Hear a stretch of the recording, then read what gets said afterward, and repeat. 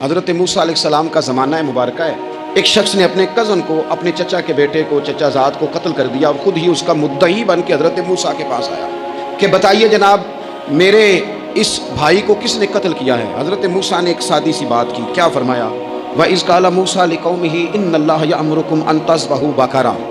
حضرت موسیٰ علیہ السلام نے اپنی قوم سے کہا کہ اللہ تمہیں حکم دیتا ہے کہ ایک گائے ذبح کرو، گائے کا کچھ حصہ مقتول کو مارو، وہ خود اٹھ کے بتا دے گا مجھے کس نے قتل کیا ہے۔ یہ پہلا سپارہ ہے قرآن مجید کا، آپ اس کو دیکھ لیں، یہ آیت نمبر 67 سے شروع ہو رہا ہے۔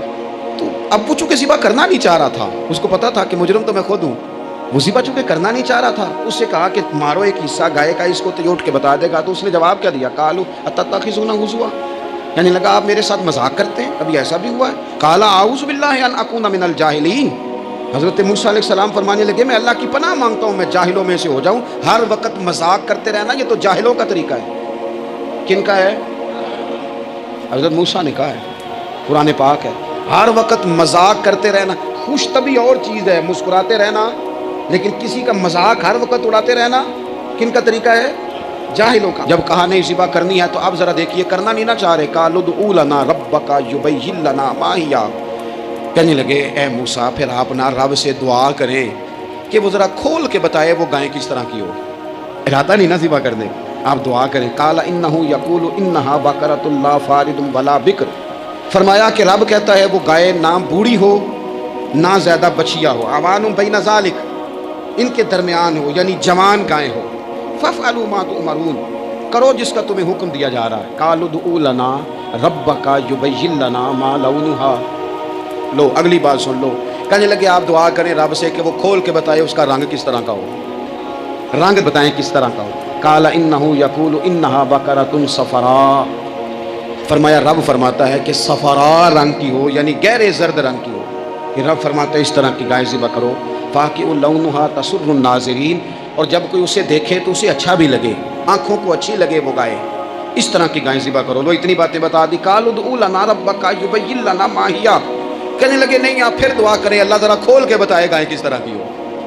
ان البقرہ تشابہ علینا، ہمیں ذرا گائیں پر شبہ پڑ گیا ہے کس طرح کی ذبح کرنی چاہیے۔ وَإِنَّا انشاءاللہ لَمُهْتَدُونَ، اگر اللہ نے چاہا تو ضرور ہم ہدایت پا جائیں گے۔ پھر اللہ تعالیٰ نے فرمایا کہ قال انہ یقول انہا بقرۃ لا ذلول تثیر الارض، گائیں اس طرح کی ہو کہ وہ کبھی کھیتی میں نہ چلائی گئی ہو، یعنی اس کو کبھی کام نہ اس سے لیا گیا ہو۔ بیل کو لوگ لگاتے تھے نا، جو کام آج ٹریکٹر سے لیا جاتا ہے وہ گائے بیل سے لیا جاتا تھا، تو وہ کھیتی باڑی کے کام نہ اس کو لگایا گیا ہو۔ ولا تسقی الحرث، اور نہ اس سے پانی نکالا گیا ہو، نہ کھیت چلانے ہل چلانے میں لگائی گئی ہو، اور وہ جو کنواں ہوتا تھا جس کے گرد گائیں گھومتی تھی، تو کہا وہ بھی کام اس نے نہ کیا ہو گائے نے۔ مسلمۃ لا شیۃ فیہا، وہ ہر عیب سے پاک ہونی چاہیے۔ قالوا الآن جئت بالحق، اب کہنے لگے اب آپ صحیح بات لے کے آئیں، اب سوال ختم ہو گئے نا، کہنے لگے اب آپ بات فذبحوہا، انہوں نے ذبح کر دی۔ وما کادوا یفعلون، پر ایسا کرتے نظر آتے،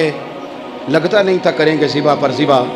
اچھا یہ گائیں پھر ملی کیسے؟ امام خازن کہتے ہیں کہ ایک نیک آدمی تھا، تو اس کا آخری وقت آ گیا، تو اس کے پاس جو کل جمع پونجی تھی وہ ایک بچیا تھی، گائیں کی بچیا بیڑی، اس کے پاس وہ ایک بچیا تھی صرف۔ تو اس نے اس طرح کیا کہ اس کی گردن پر ایک مہر لگائی، اللہ کے نام پر بطور امانت اس نے اس کو جنگل میں چھوڑا، کہ یا اللہ میرا بیٹا ایک ہی ہے وہ بھی چھوٹا ہے، اس کی حفاظت کرنا اور میرے بیٹے کو پہنچا دینا۔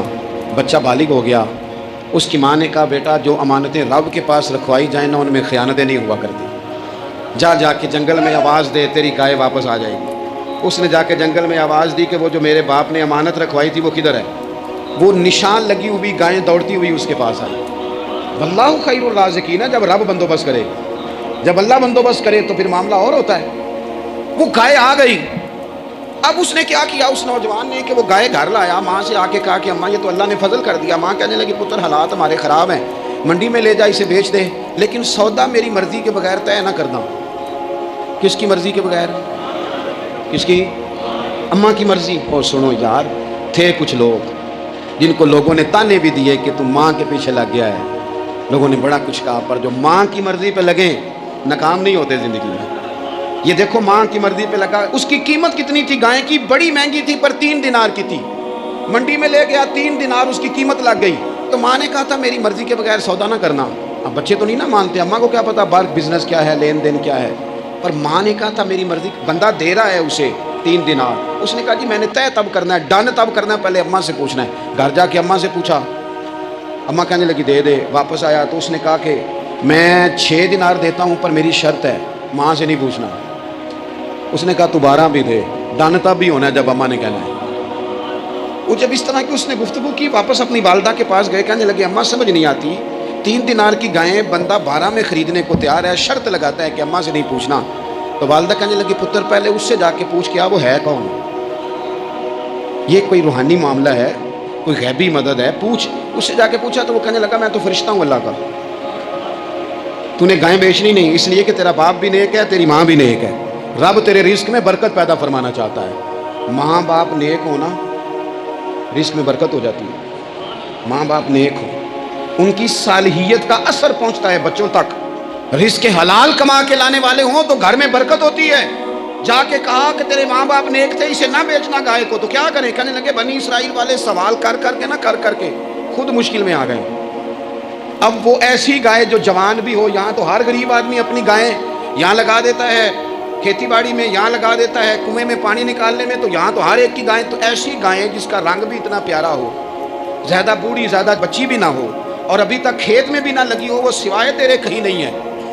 اس نے کہا چل پھر مہربانی کر بتا میں کتنے کو دوں گائیں, اگر وہ آ جائیں تو کتنے کو بیچنی ہے. اسے کہنا کوئی نہیں, ریٹ تو زیادہ کرنا ہی نہیں. ان سے کہنا گائے کے اندر سے گوشت نکال دیں اور جتنا گوشت ہے اتنے پیسے بھر دیں, اس کی کھلڑی بھر دیں. اب وہ بنی اسرائیل والے ڈھونڈتے پہنچ گئے. کہا جناب گائیں 3 دینار کیا 6 لے لو. اس نے کہا نہ بھائی, ذبح کروں گا, گوشت نکالوں گا, جتنا وزن گوشت کا اتنے پیسے بھرو گے کھال میں تو پھر گائے تمہیں ملے گی. اب مجبور تھے, کیا کرتے. ابن کثیر حدیث لائے ہیں, امام سیوطی نے در منصور میں بھی لکھی ہے. نبی پاک صلی اللہ علیہ وسلم نے فرمایا سنو جوانو, اور اسے دل کی تختی پہ لکھو. نبی پاک علیہ السلام نے فرمایا اگر بنی اسرائیل والے زیادہ سوال نہ کرتے تو اتنی مشکل کا شکار نہ ہوتے. انہوں نے سوال اتنے کیے کہ چارہ نہیں ہے اب ان کے لیے, چارہ نہیں ہے اب ان کے لیے کہ یہ ادھر ادھر جا سکے. مجبوری بن گئی, یہی گائے خریدنی ہے, یہی لے جانی ہے. اب اتنا سارا مال جمع کر کے وہ گائے خریدی, ذبح کی.